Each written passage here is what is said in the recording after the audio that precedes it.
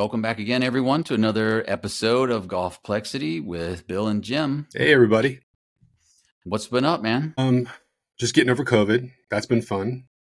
Whole house basically had it for about a week. I got over it pretty quick. I was done in about 3 days. Everybody else took a little bit longer. But that and how I ended up getting COVID was because I took a trip into Florida and got another putting lesson down at TPC Sawgrass. We're going to talk about that a little bit later in the show. But Performance Center. Yeah. Yes. Wait a minute. Did Mike give it to you? I don't think Mike gave it to me. I think it's the great unwashed that you encounter when you're on flights. I might be part of that Fine Petri population. Dish? Yes, correct. But yeah, that's what's been going on. Lesson. We'll talk about that. And what's been going on with you? Just waiting for winter to be over with, so we can get back out and we can play. I'm a fair weather golfer. I'm not. I don't mind if it's drizzling or a little rain, but I can't deal anymore with. I can't deal. Would you even go that far? I mean, there have been some times when you've bailed, and I'm like, dude, you're the one that keeps talking about going to Scotland, and you don't want to play in 45-degree weather. What the heck? Temperature wise, I'm fine with it's the. I mean, I'm sorry. It's the precipitation cold, wise, wind, I can deal with, but it's when it's cold. I can deal with the wind. I can deal with the rain to an extent, but when it's cold, I just can't. My body doesn't move like it used to, so it's like, yeah. Yeah. And then also as it gets warmer, I can actually shave all this hair off my face, which I can't stand having hair on my face. I feel like you have just going back to the temperature and conditions, I feel like you have a definite sweet spot, whereas you don't want it to be too hot. You don't want it to be too cold. No, 75. Yeah. To I'm 55. As fair weather as it comes. My motto is, if you can't play Frisbee in it, I don't want to play golf in it. Right. So windy, rainy, not a big fan, but I'm like a snake, man. My hot parameter goes way up here. Oh, it could be 120 degrees. I'll be like, this is awesome. Let's go. That's what happens when you don't have a thyroid either. So you get older, you need, the heat helps you, get loose pretty fast. So big fan of that. Where I'm dying, and we'll go to start a round, and it's already low 90s out, and I'm just, my shirt's soaked. I'm sweating my ass off, and and I'm like, dude, I don't know about this, man. I don't know if I'm going to be able to make it or not. And and you're just like, oh man, it feels great out here. And I'm like, are you kidding me? Keep pumping water, man. Can't get enough of that. It's awesome. Yeah, I'm big fan of hot weather golf. So, well, as it gets warmer, I'll be able to actually shave this off, and that'll make me feel a lot better. So, I definitely can't go down to like Florida right now with this on, because I'll melt. But speaking of Florida, it is the week of Bay Hill. As I'm watching right now, your boy Scheffler has now it's a 3-stroke lead over Clark and Zalatoris. So we'll have to keep an eye on this as we go through this. But Bay Hill, we've played it. Bay Hill has a special place in our hearts. This channel is about guys that like to practice. Everybody loves playing golf, but we love exceptional practice facilities. it can't be.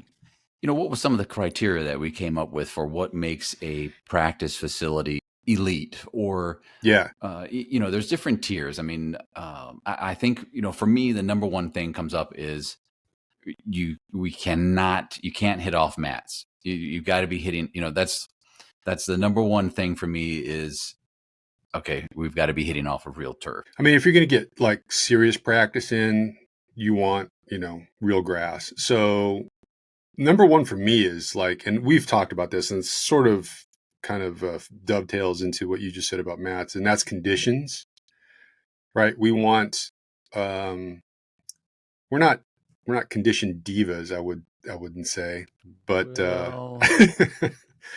okay, maybe, but we want we just want a good patch of grass on the range, right? We You want can't have right. clumpy grass Can practice areas, I, dirt, thin areas. I mean, it's got to be manicured. I'm okay with some mats, but don't give me the 10-year, 12-year, 15-year thin threadbare mat. Make it kind of cool. But I think conditions, that was like our number one. Grass mat, grass versus mats number two. It's got to have a decent short game area. And when we Yeah. say decent, what do we mean by decent? Anything that goes beyond, say, 30 yards. I mean, if it can encompass even 90 yards and in, because to me, short game really starts around, for me, I would think around 110 yards and in. But if you can get to at least 90, Right. that's a plus. Yeah. And a couple of bunkers, throw in one or two bunkers. Could even be a fairway bunker. If there's a fairway bunker there too, that's just a cherry on the top. But uh, that short game area, as long as you have options for distance, And for so, me, yeah, it means a lot. so you can probably simulate some things. You can probably simulate 75 yards, 90 yards on the range. But what you want to be able to see is multiple bunkers that you can work out of, different heights of bunkers. When I back up to 60, can I pitch it over a bunker? Can I then, you know, turn and pitch to another one that's 30 yards maybe away, distance wise, and then pitch over another bunker there? Speaking of that, all right, this is a clip of Bay Okay, Hill. live from Bay Hill Oh, practice area, narration. which we've Yeah, decided this is is us probably last the year, right? best We short went game there area and on the Florida we were coast. actually not going to Bay Hill. We We're were setting up for the actually going to tournament in go a to couple PGA weeks, I should say. National, but we were going to get rained It's out at 5 o'clock. PGA, and so we switched to Bay Hill We at have the the place last to second. ourselves. And This is man, ridiculous. what an Been down here for like awesome 2 hours find, already. little gem. I'm glad we did, because I mean, we would have eventually found it, but since they recently renovated Yeah, their practice area, I'm ecstatic that we found it, which we'll get in here in just a little bit on some of our favorite places to practice. And Bay Hill may or may not be in there, but it could be. It it's could a be. We can get at DraftKings. We can start an over under on where Bay Hill is going to be in our top five. But going back to the conditions that we had talked about, Okay, I live from think Bay being able to Hill back up practice area. is a about to 50 yards and be able to work on some pitching coming in. I think that's essential. But also having a really nice big putting green that can accommodate more than 10 people is essential as well. And it can't be all potato chippy. It's got to be kind of flat so you can work on some lag, distance control. Having a big green like that with multiple actual holes cut in, not the little stick with the bumper that you have to bump it up against. That'd be I nice. hate that. I got to see it fall in the hole. Even better if I can hear it. Yeah. I don't want to hear the dunk when it hits one of those little bumpers. I want to hear the tuk, look, look, look. I want to hear that ball going in the hole. I want to see it. It's just a mental thing. I don't want to see it bouncing. Why would you want to see a ball bouncing off the hole? That's like so discouraging. It happens with my pitching wedge all the time. And I think one of the other big ones for you and me is it's got to be publicly accessible. It's got to be open to the public. I'm sure there are some great private ones out there. Hopefully, we'll get invited to a couple of these to check them out.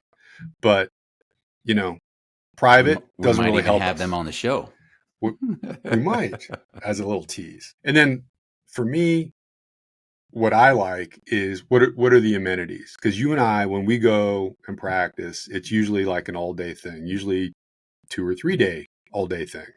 And so we like to go in the morning, we'll take a break, go in, get a nice bite to eat, come back out, or maybe run to the hotel, relax for a little bit, and then come back out in the afternoon. So it's kind of like, what are the amenities? What's the proximity? Things like that. So as I think about that, somebody like, I don't know, Orange County down in Orlando, the proximity of their facilities to the clubhouse, it's pretty widespread. So if you forget something, you are going to take a quarter-mile penalty walk to go get it.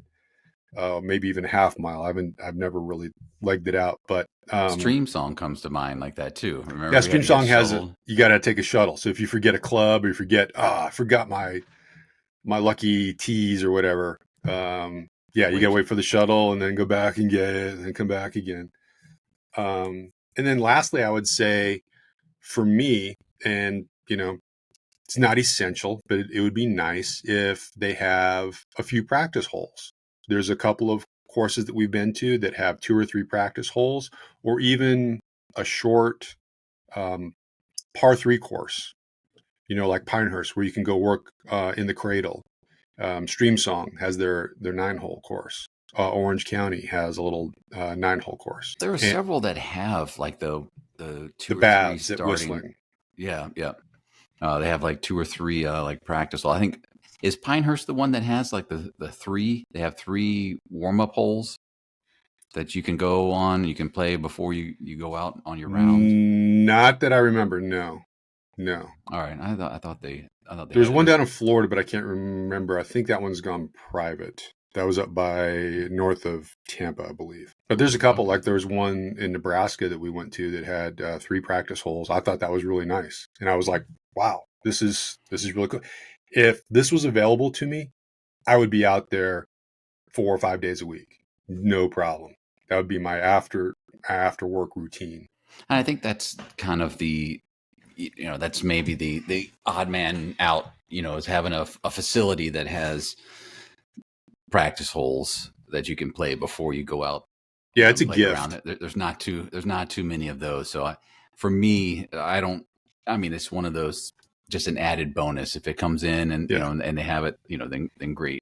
If not, but somebody like PGA National, like if let's say they don't have warm up holes, or practice holes, but they do have a short par 3 course for 9 holes that you can go work on some short stuff, and then they also have a match play course where you can go and play holes on yardages that you want. Like you can say, hey, let's make this hole a 250-yard hole, or we can make this hole 350 yards. You just drop a ball. You just drop a ball and hit. Yeah, it's great.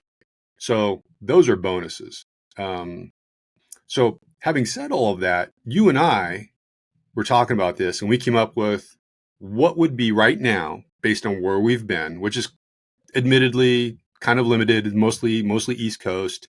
It's growing each year. It's growing each year. But where we've been thus far, what would you say the top 5 for you in terms of practice facilities ranks right now? What are your top 5? Well, we after we've gone over our criteria of it, we have a list, and here is our list of our top 5 practice facilities so far for each of us. I'm going to come in at number 5 with a fairly local place. Okay.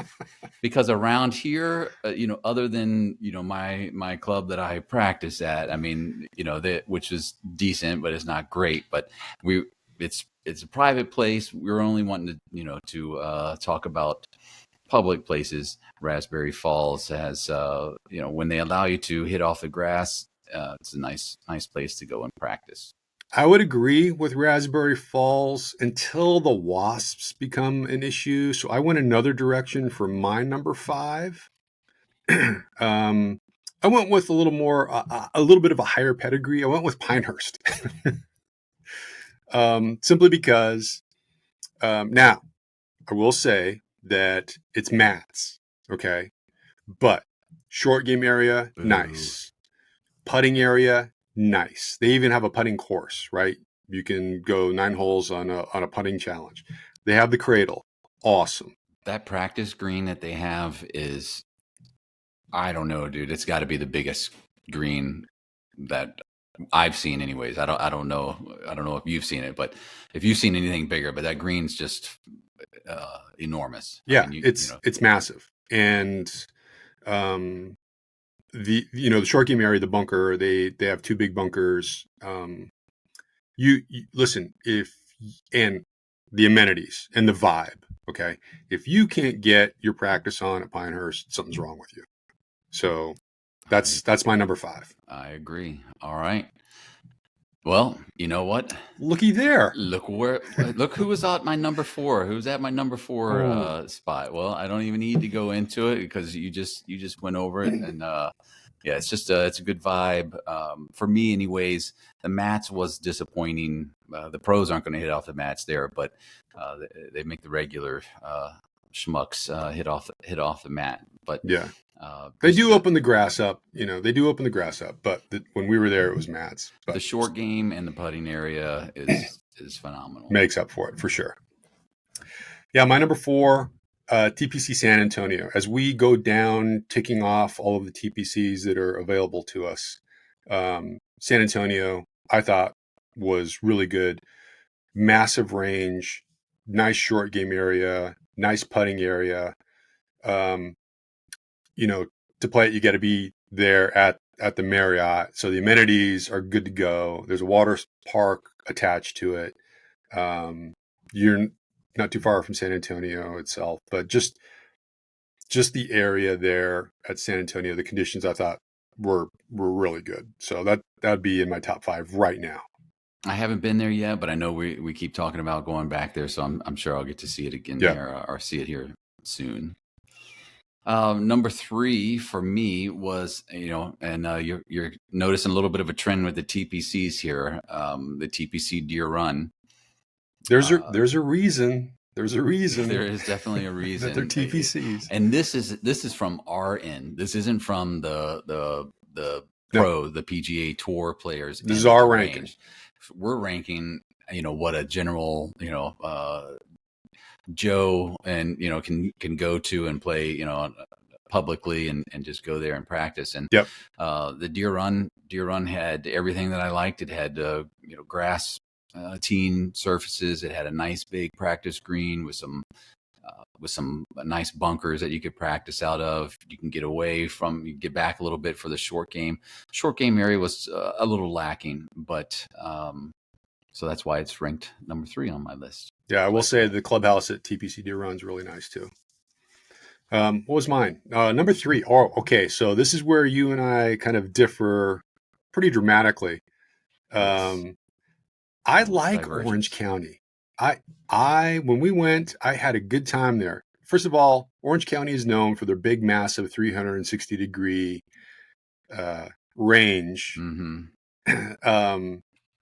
But yes, only 15 degrees are available to you at any specific time. You got a range that's 360 degree, and you're thinking, "Oh man, we'll just spread out. This is gonna be great." No. Your area to hit from is this little wedge right here, and you're like, "But the grass looks so great over there." No. Well, we're in this area here. Yeah, that's for the learning schools. That's for the lessons and whatever. That part is disappointing, I will tell you. But if you get there early enough in the morning, when they open up the next 10 degrees of that 360, you're going to get some pristine grass. Okay, so you want to plan and get there for the morning session, and then kind of move to the short game area, which I thought was really good. Two elevated greens, bunkers on both of them. You could drop back to about 70 yards. You could hit uphill. And then for me, the other thing that I liked about Orange County was that they did have the par 3-9 that you could go and you could walk and work on short game stuff. I like that. Clubhouse, super dated, food, okay, but the putting green, pretty big, and we basically spent all afternoon there on one of the days just putting. That was cool. So for me, number 3, Orange County. But I did like their short game. The short game area was one of the better ones that we had been to. So it's all good. And number 2 for me is going to be Sawgrass. Diva. Yes. another TPC, and again, this is one of those ones where I just go, if it's so good for us on our end of the range. So when at any of the TPCs, you have the public side, and then you have the the pro side. The tour pro side, and they practice from a different end. I've never even seen the other end. So, I'm just sitting here going, oh my gosh, what is going on down there? It's got to be so awesome. I have no idea, but I know from our end, Sawgrass is pretty nice. I mean, number one, it's immaculate. The grass is just well manicured. It's tight. It's that Bermuda. It's nice. The short game area isn't bad. You can't get up. You can't go back too far, but you can probably get at least 70 yards in, and they got a couple of greenside bunkers there that are great to work on and work in. And then they have a couple of really nice greens, and they have one really huge practice putting green, and I mean, I think it stemps at like, I don't know, 12 all the time or something. It's pretty immaculate. Yeah. Everything you just said. So what was my number 2? I can't remember. Oh, that's right. It was TPC Sawgrass as well. Everything you just said, I would 100% agree with. I was there a couple of weeks ago for a putting lesson out of the Performance Center. We're going to talk about that here in just a second. But Sawgrass, if you go at any time, the conditions are immaculate. Their range is just sick. Okay. Short game area conditions, sick. But having been there a couple of weeks ago, pre-Players Championship conditions, ridiculous. I mean, they had the short game area closed. They had the big putting green. There's a putting green next to the short game area, and then there's the big putting green over there by the tee for number 1. That's the big massive. That's the huge one. Yeah. And then let's not forget the facilities they have over at Dye Valley. They've got another short game area. It's not as big, not as great, but they have it over there. You can back up to about 30 yards and work on some lobs. There's a greenside bunker there, but the conditions and the vibe at Sawgrass, I mean, it's just awesome. The one thing that I didn't like about TPC was that the one thing I didn't like was that the short game area closes after the last tee time. So if the last tee time is at 3:30, that short game area is closed for the rest of the day. Now, like you alluded to earlier with the Dye Valley, you can go over there and still practice, but they shut down the TPC short game area whenever the last tee time is. Yeah. I mean, that's a minor point, but the other thing I would say about the practice range itself, remember they've put some railroad ties out there so that they can simulate the green for 17. You have about 110, 120 yard shot onto this simulated landing space. It's like an island green, but it's surrounded by grass. But it's still correct. Yeah. But I thought that was really cool because you just sit there and just visualize, 17 all day long, and look at me, man! Oh, that is so close. Look at me backing it up. And it's neat too because you can look over at the Performance Center and you'll see Billy Horschel practicing or VJ Singh or any of those guys are over there. Top level college guys that will be on the tour in 2 or 3 years. They're all over there, and that range is massive. So I agree. Sawgrass, if not the 1 seed, definitely 1B. But I wonder why it's not 1A. Well, let's just see here for a moment. Who would be your number 1? Number 1 is going to be Bay Hill. What a coincidence. It's Bay Hill week, and your number 1 is Bay Hill. Just happens. Now I would love to hear what the players think of that area since they've renovated it. Honestly, I don't know, and I don't know if you do either. I don't think either one of us were there before it was renovated. So we got there when it was renovated, and it is just, you just can't, there's nothing. It lacks nothing. I mean, you're hitting off of grass for the most part. I mean, they may, I think like Bay Hill. So if you were there within the last few weeks, you were probably hitting off of a mat, but The short game area is just phenomenal. They got all these different bunkers. Each bunker has a different type of sand in it, so you can practice, coming out of different types of sand. You can go, you can back up to, like I said earlier, 100, 110 yards or so with no problem. They got great putting greens to practice on. Right there near the main putting green or practice green was a beverage area. So if you become parched, you can go right there and and get your drink on if you need to. But it's by far. I almost don't want to let that cat out of the bag because. Yeah, we don't want a lot of people knowing about this. Yeah, and I don't know how many people are going to be watching this, but as it grows, it may be a moot point. But Bay Hill is a place to go. And so, what was your number one? Well, coincidentally, I would agree. Bay Hill is my number one as well because we had such a good time there, and again, we found it by accident. We were getting rained out somewhere else, and we ended up switching to Bay Hill. And like you said, we would have found it eventually. As we were, ticking off all the premier courses in Florida. But Bay Hill, just can't say enough about that short game area. The putting greens, I was watching the Thursday and Friday sessions here on TV. The early rounds for Bay Hill this week, and seeing them putting around the clock. It's kind of it's the putting greens donut shaped, and they're all putting around the clock. But it's massive. The Charger course is available to you. It's not going to be that money for the next month because that's where all the cars are parked right now for the tournament. But being able to practice, if you're staying there at the lodge, you can go use the Charger course. That's awesome. Just the vibe. It's a very I'm going to say family oriented, but it's very it's just very chill, very down to earth. I didn't sense any pretentiousness when I was there. And to me, that was very cool. I did get a vibe of pretentiousness coming from the pickleball courts across the way, though. I'll say that because there's a little animosity between Porsche, the pickleball players Audi, and, Bentley, the golfers. Yeah. So, don't try to wear your hat inside there. That's not. The only thing about the Bay Hill Club.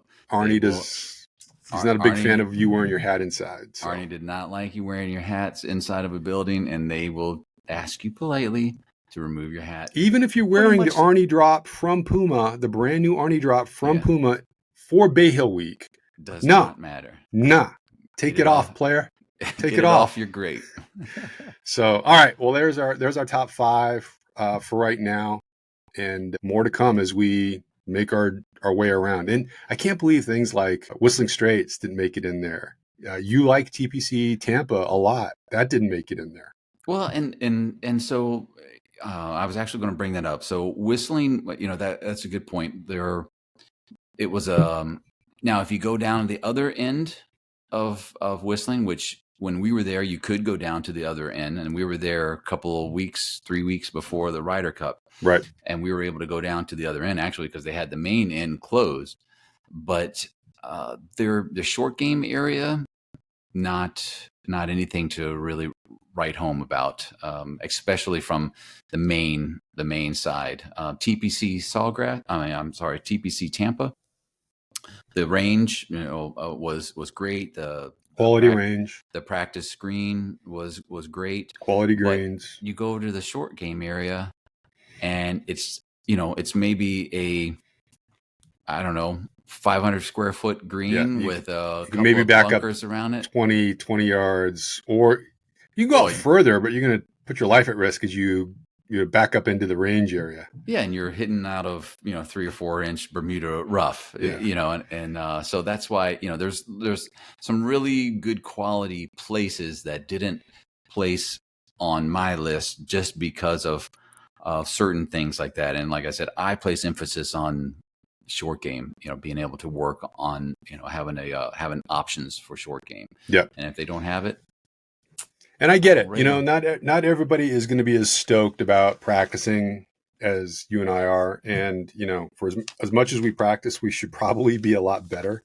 But we just enjoy it, right? It's just going and working on stuff. And, hopefully taking advantage of nice conditions while we do it. So, well, we go somewhere so we can take advantage of nice conditions because they're not around here.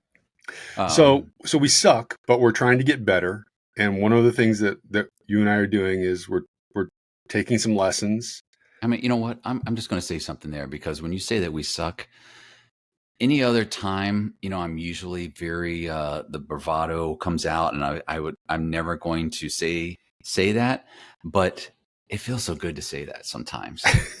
It's such an amount of pressure that's just really, you know what? Nah, I suck. I kind of suck. I'm just going to own that. Going to own that. And it feels good. It's a lot of pressure off. Yeah. So you were down there. You had a lesson with your boy Mike Shannon. And I was down there a couple about 2 years ago. This was your second lesson that you had with him. Second lesson. And so the good news is I've improved a lot. And this was kind of a refresher. Like I said, I was down there originally 2 years ago. I went back last fall and got a little refresher. And then I worked on stuff over the winter. And then I went back and kind of got like, hey, let's start from scratch. Just make sure that, we're doing everything. And the good news is, so if you go to TPC Sawgrass and you go to the Performance Center and you work with Mike, you're going to get a report.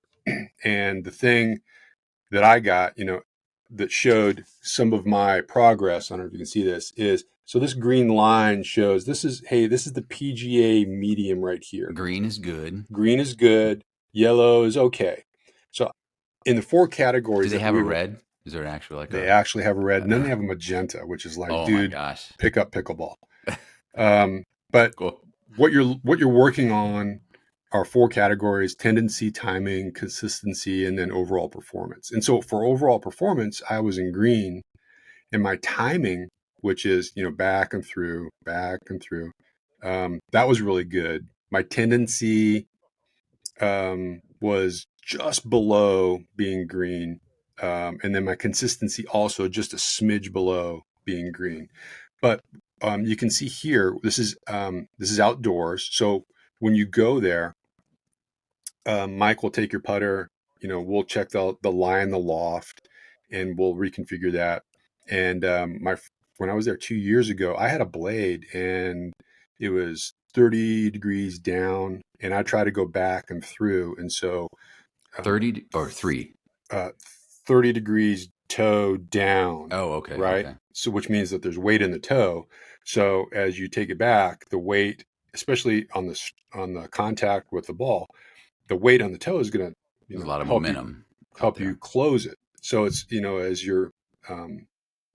as you're making kind of like a putting arc, that's where the weight comes in. And I went, Mike suggested that I do more of a face balanced mallet putter. And so that's what we went with. And I've been working on that for the last year and a half, 2 years. And I'm starting to get more comfortable with it. But the point of this is, I think you'd be a better putter. What we really worked on is like, it's just like your swing, right? You want to be connected. That's the first thing. So right here, he's saying, you want to put your arms out in front of you, and you kind of want to rotate your forearms in a little bit and connect them to your rib cage a little bit. And then you're just going to want to fall straight over, and that's going to dictate, your stance and where you should be setting up over the ball. And then we worked on, speaking of stance, dude, do you have that picture or that video queued of all the data as far as like how far your feet are apart, how far you are from the ball? Yeah. So that's one of the craziest things,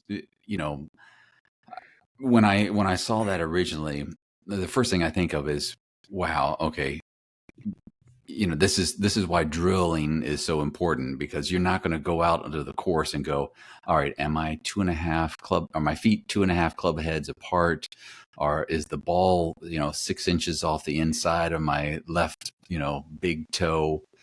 Yeah, that right there was just. Yeah. So I mean, you don't want to really want to that. think about this while you're playing, but you're going to want to, that's why you drill. You do this, when you're practicing, so that you don't have to think about it when you're out on the course. Yeah. So this is the lesson from 2 years ago. And what you see there with all the numbers, basically what Mike's doing is he's measuring, how, and we use the putter head as the primary measuring device. So the distance between my feet from a width standpoint, that's 3 putter heads. And then, so I'm pretty centered. And then from the tip of my toes to the ball, it's 2 3/4, which, by the way, the PGA, the pro parameters for that is like 2 1/4 to 2 3/4 averages, right? And then you can see he's put some tees in the ground too. So we're really working on, as I bring the putter head back, I'm not hitting the tee on the right, and then as I come through, not pulling the heads and hitting the tee on the left. And then on the right hand side, he has a ruler that's it's 6 inches, then another 6 inches, so it's a full 12 inches. That's as far back as you want to take this. I can't wait. But you get so much data and so much info. So he's standing there with, as you set this up. We did this like 10 different times, because he takes 10 different angles, and then he pulls it all together into this massive video that you walk away with, and that's what this is. He does a voiceover on it, and you can't hear the voiceover, V1 but Sports. Yeah. He uses the V1 Sports platform, which, now, back then he would send you a video link, but now you can get it on your iPhone or iPad. And when he sent me the new one from this year, the one from last year was in there too. So I'm like, oh, cool. So I could go back and look at the differences, and I've come a long way. I mean, my putting has gotten, I feel, a lot better. If I could just fix my driver between my putting and my short game, I think that's pretty solid right now. When you came back from your first lesson with him, you had so much confidence in your putting, and you were, and rightfully so. I mean, you were just making so many putts. I mean, just watching you on the green, you walked up to it, and it was just, you're like, all right, this is either going in or it's going to be really tight. Yeah, I burn edges all the time. And part of that is because I'm not very good at reading break. Mike has a system on how to read break, and he showed that to me. And so we were out there, and so you're basically plumb lining. You're not using aim point like everybody does now. But he has a way to plumb line, and he showed it to me. And so it's affected by kind of like how you hold your putter, because your putter is balanced in a certain way. And so you've got to make sure that it's up and down. But once he showed it to me, I would look at it, and he goes, what do you see? And I'd be like, well, the first time we did this, he goes, what do you see? And I said, I see 2 cups right. And then he turned my putter a little bit because of how it was balanced. And he's like, now look. And I go, oh, I see 4 cups. He's like, yep. All right, go ahead and hit that. Now, because I haven't been putting outdoors a lot, I didn't get the distance right, but I was online every time. And so I am stoked to get out and try that once the weather breaks and I can get outside and actually work on actual grass and not bedroom carpet. But just being able to figure out break. So we did that like 5, 6 times, different yardages, 10 yards, 15 feet, whatever, 30 feet. And I would look at it. He'd go, what do you see? And I see 3 cups. And he's like, yep. So he'd do it. And then he'd go, yep, 3 cups, go. So that gives me confirmation that you had, you're reading the right line, the right break. Yeah. So like you said, 2 years ago when I got this lesson, we did a trip to Pinehurst. Right after that, I was making a lot of putts. And this year I'm stoked to get out and try, reading the break a little bit more.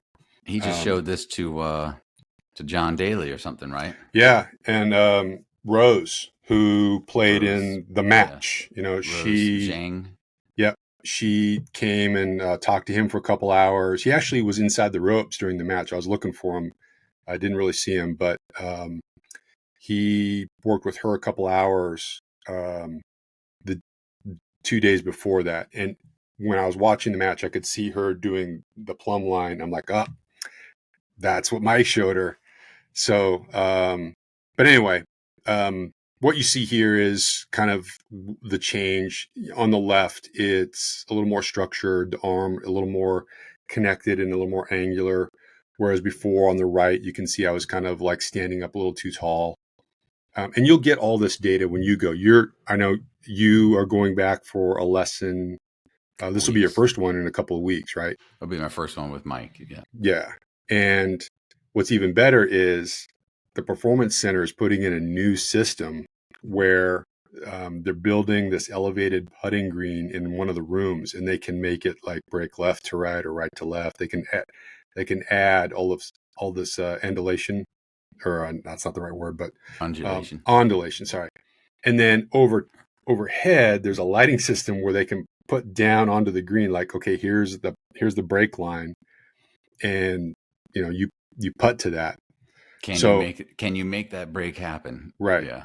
Well, so I'm hoping that it'll be installed by the time I get down there. They say, Mike told me they're going to start installing it a week after the championship, and it's only going to take a week or two to get it in. So it might be there by the time you get down there. So really excited to see that and how that works for you.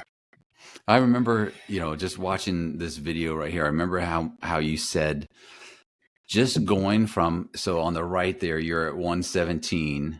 Okay. And yep. on the left, you're at 115. So just going from 117 to 115 degrees. I mean, that's a 2-degree drop in your angle between your spine and like your femur, or I guess your hips there. And I remember you saying that your back like instantly was like, whoa, okay, we're not going to be able to practice as long right now. That little bit of a difference meant a lot for just your structure, your skeletal structure. Is that it was harder on your body. Yeah, because the intent here in putting is you want to be using your big muscles, which is something that I'd never heard before. And because like what you get a lot of people get kind of wristy. Like my dad, he's like really wristy, but I've always kind of locked my wrists, but I've always kind of like been arm swing.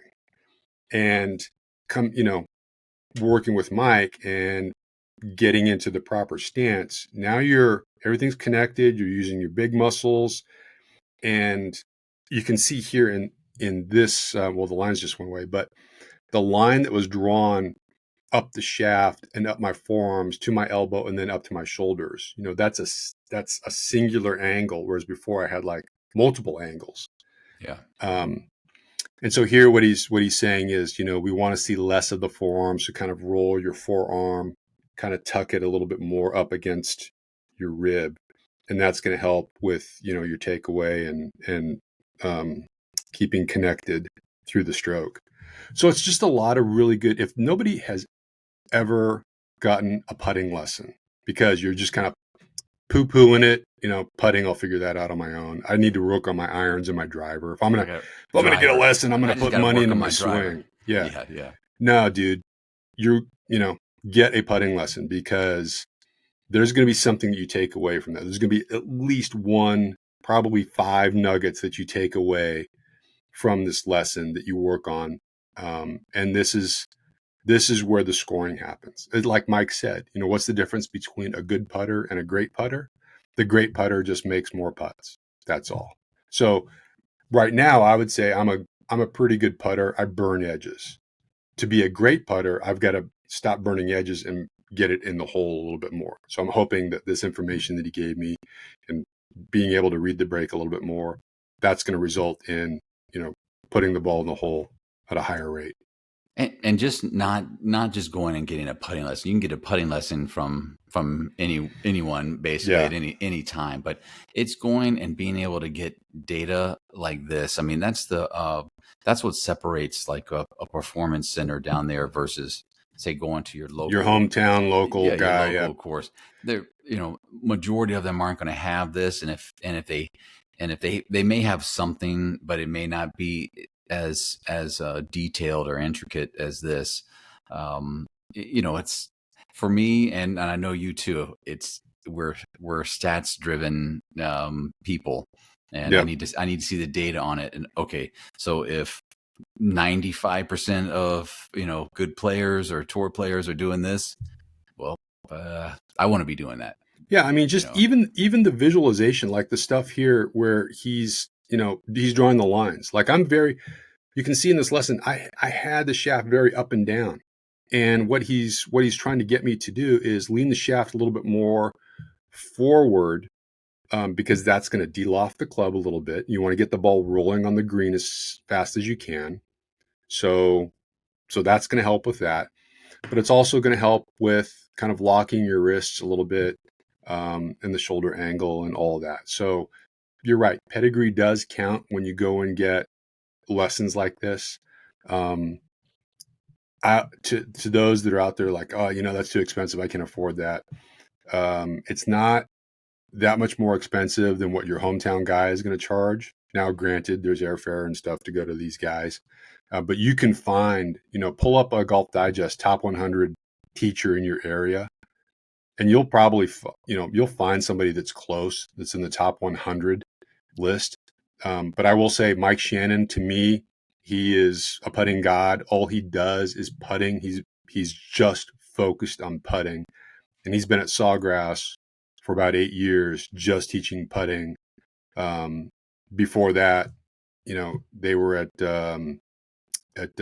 Sea Island, Georgia, for about 13. Him and Todd Anderson, and Todd takes care of the swinging mechanics for for a lot of people, and Mike helps with the putting. Yeah, and Mike has got so much knowledge about putting, and then if nothing else, the anecdotes, the stories that he tells about when he was an assistant. Stay for the stories. Yeah, his assistant pro stories when he was an assistant pro at Augusta is just awesome. I would pay to listen to that for just a couple hours alone. It's just amazing.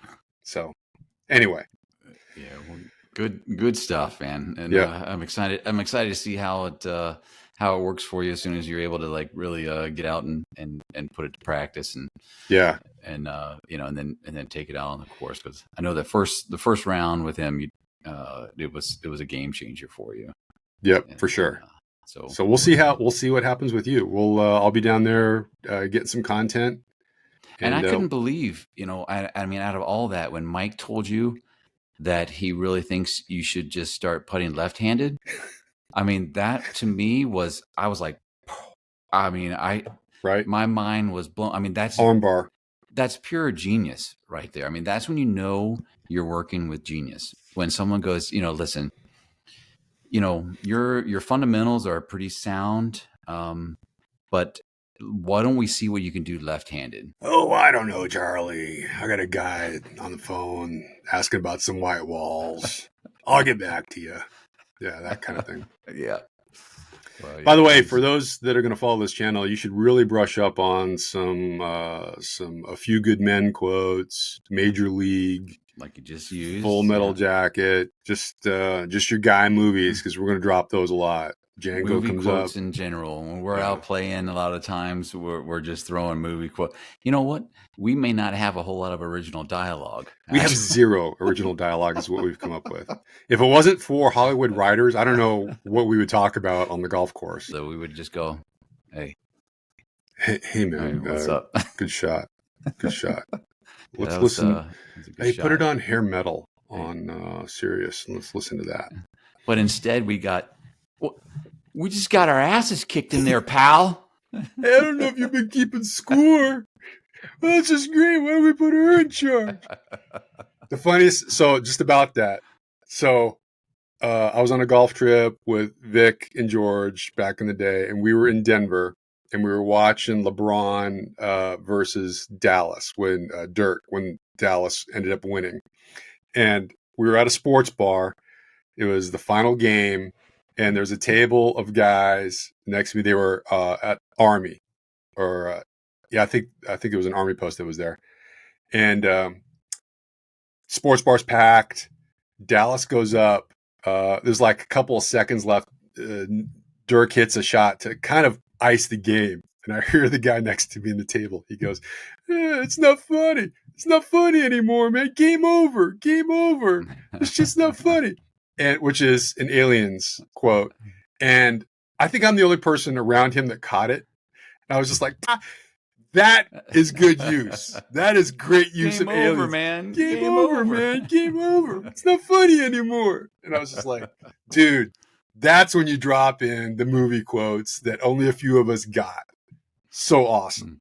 So you guys will get that. You'll get that periodically. We'll drop it in.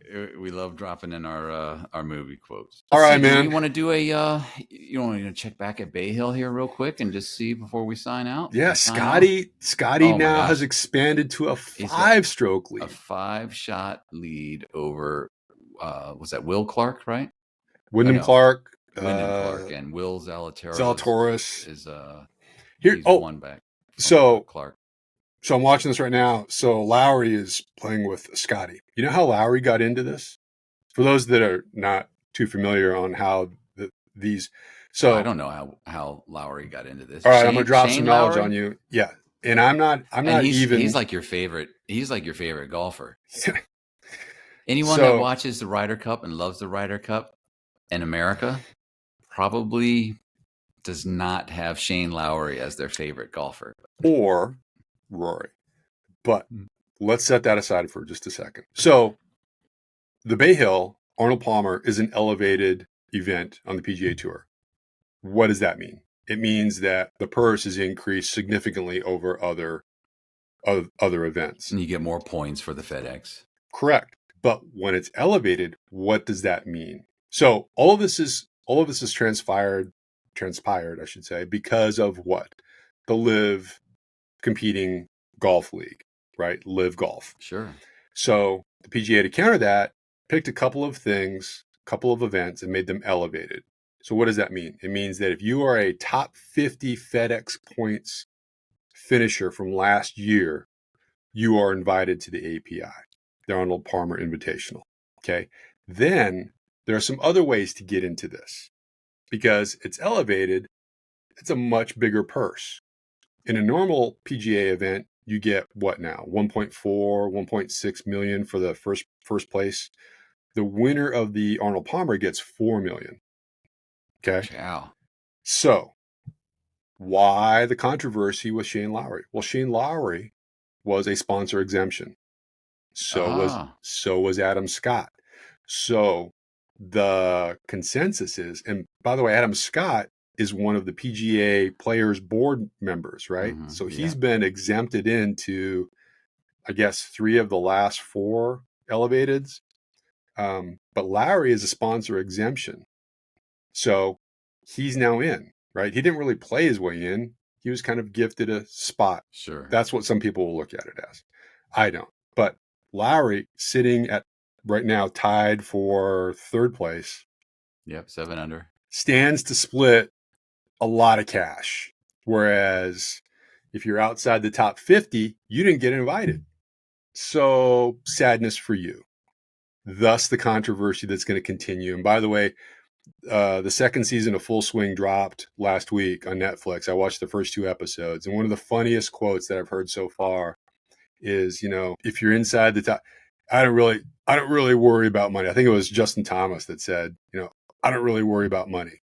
Or maybe it was Morikawa, whatever. And I'm like, yeah, because you got the money.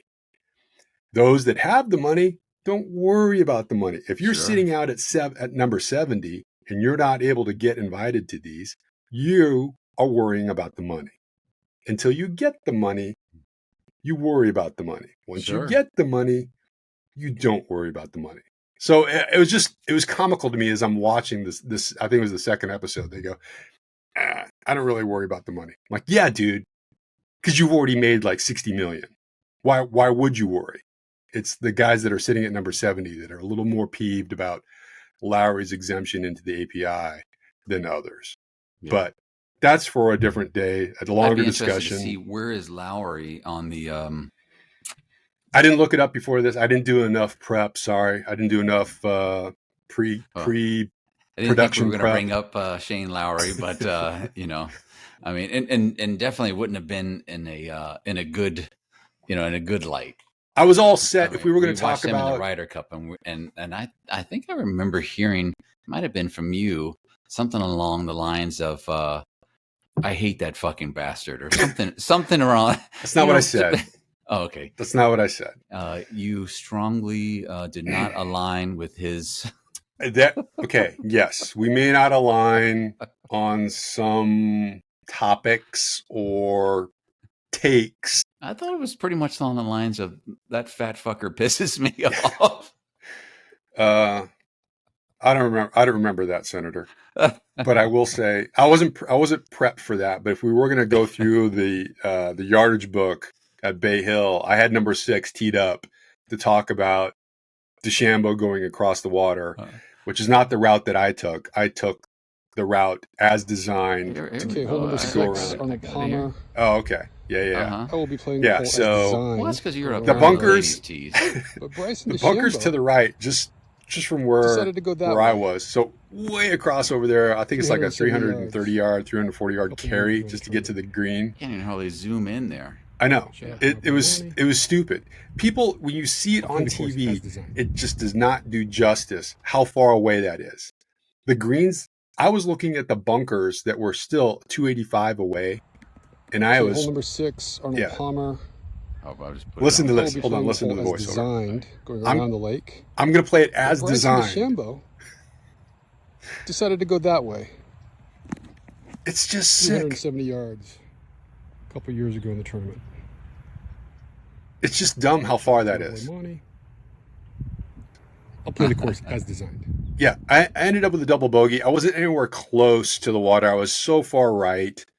But I was watching guys. I do remember you're like, I'm playing it as it's designed, not taking off too much. Nope. You went way right. You ended up in the rough, and then from there it was.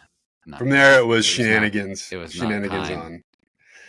So anyway, it's good. So we've got a lot to do between now and our next podcast. We need to plan our spring trip.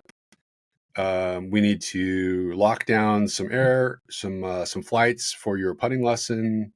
We need to get some content for that. So lots going to happen in the next couple weeks. We need help from Mother Nature, right? So for sure, we've got to be able to get out and play, and and I'm sure a lot of people are going to want to see like you and I play head to head. Who wouldn't want to pay to see that? I mean, in fact, here's the bonus: we're going to give it to you for free.